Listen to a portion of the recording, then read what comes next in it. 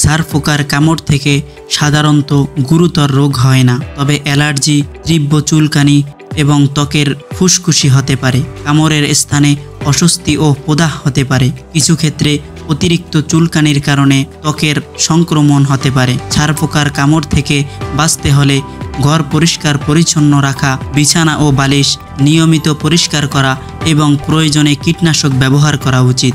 ছার পোকা কামড়ানোর কারণে বড় বড় 5টি রোগ হতে পারে। নাম্বার 1, ত্বকে ফুসকুশি। ছার পোকার কামড়ের ফলে ত্বকে ছোট ছোট লাল ফুসকুশি দেখা দিতে পারে। Number 2, allergy. কিছু মানুষের ছার পোকার কামড়ের প্রতি অ্যালার্জি থাকে, যা ফোলা ভাব, তীব্র চুলকানি এবং অন্যান্য প্রতিক্রিয়া সৃষ্টি করতে পারে। নাম্বার 3, চুলকানি। কামড়ের স্থানে তীব্র চুলকানি হতে পারে, যা ঘুমের ব্যাঘাত ঘটায়। নাম্বার 4, ত্বকের সংক্রমণ।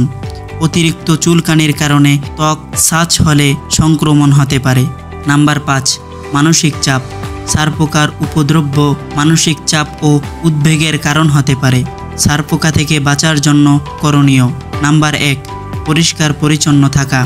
ঘর, বিশেষ করে বেডরুম পরিষ্কার পরিচ্ছন্ন রাখা এবং নিয়মিত বিছানা, বালিশ ও তোশক পরিষ্কার করা উচিত।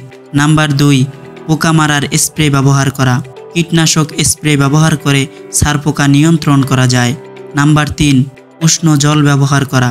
বিছানা, বালিশ এবং অন্যান্য কাপড় গরম জলে ধুয়ে নিলে ছার পোকা মারা যায়। নাম্বার 3, বিশেষজ্ঞের পরামর্শ নেওয়া।